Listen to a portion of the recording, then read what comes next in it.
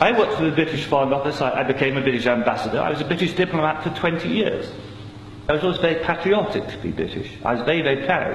I remember when I first became a British ambassador and first went out in my own flag car with the Union Jack flying on the front as the ambassador, you know, I had a lump in my throat. It was a proud moment for me.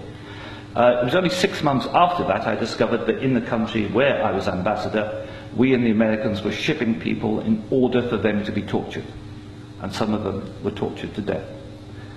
Now, as you may imagine, my worldview changed.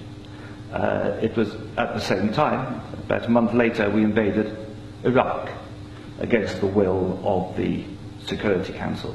Not just without permission of the Security Council, but in the full knowledge that if it had gone to the Security Council, we would have been voted down. And I, as a British diplomat, saw all the internal memos that went through that decision.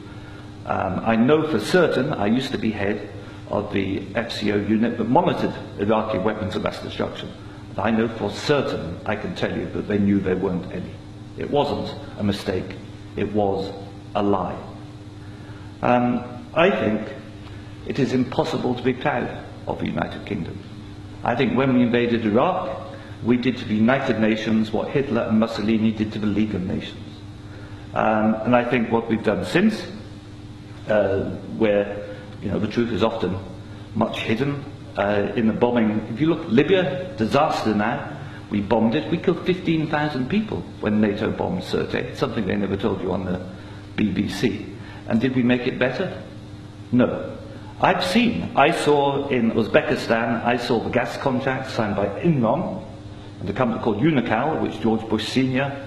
was on the board, to dig out gas pipelines from Uzbekistan and Kazakhstan over Afghanistan down to the Indian Ocean. And that was actually what the Afghan war was about. They'd actually had talks with the Taliban and Unocal to see if the Taliban would provide pipeline security. The person who held those talks was the consultant for Unocal, who was a certain Mr. Karzai, who, after being employed by George Bush Sr. as a consultant, went on to become president of Afghanistan. That was their plan B. The Taliban wouldn't do it, so they invaded.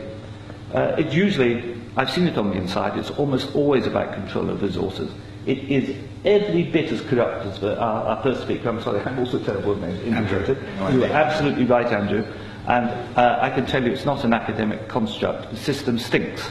Westminster stinks. The British government is deeply, deeply immoral. They don't care how many people they kill abroad if it advances them. And anybody who votes no is voting to support a psychologically flawed, a pathological state, which is a danger in the world, a rogue state, a state prepared to go to war to make a few people wealthy.